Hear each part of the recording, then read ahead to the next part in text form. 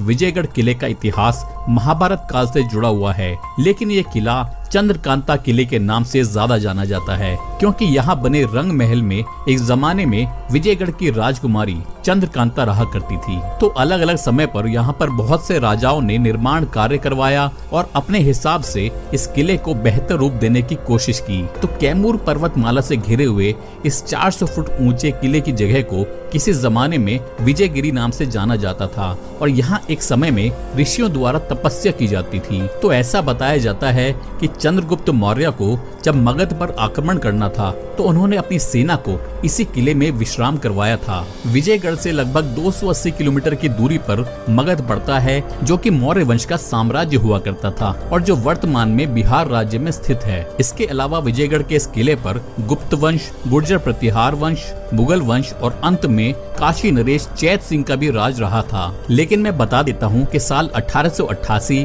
यानी कि 1888 में प्रकाशित देवकीनंदन खत्री द्वारा लिखे गए हिंदी उपन्यास चंद्रकांता ने इस किले को पूरे देश में प्रसिद्धि तो दिलाई ही थी, लेकिन साल 1994 से 1996 तक प्रसारित हिंदी सीरियल चंद्रकांता ने छोटे पर्दे पर ऐसी धाक जमाई थी कि विजयगढ़ का नाम सबकी जुबान पर छा गया। और फिर विजयगढ़ की राजकुमारी चंद्रकांता और नौगढ़ के राजकुमार वीरेंद्र सिंह की अमर प्रेम कहानी लोगों के बीच में चर्चा और रोमांच का विषय बन गई। इस किले के अंदर से ही एक गुफा के जरिए नौगढ़ और चुनारगढ़ तक पहुंचने के लिए रास्ता भी बनाया गया था और इन्हीं गुफाओं में खजाने के छिपे होने की संभावना भी अक्सर जताई जाती है। तो वीर गाथा, अय्यारों की अनसुनी कहानियों और तिलिस्म के खजाने से भरपूर विजयगढ़ के किले के तार आस्था से भी जुड़े हुए हैं। तो एक तरफ में यहाँ पर राम सागर तालाब है, जिसकी गहराई के बारे में आज तक कोई भी पता नहीं लगा पाया है और भीषण गर्मी में भी इसमें कभी भी पानी नहीं सूखता है। श्रावण मास में इस तालाब से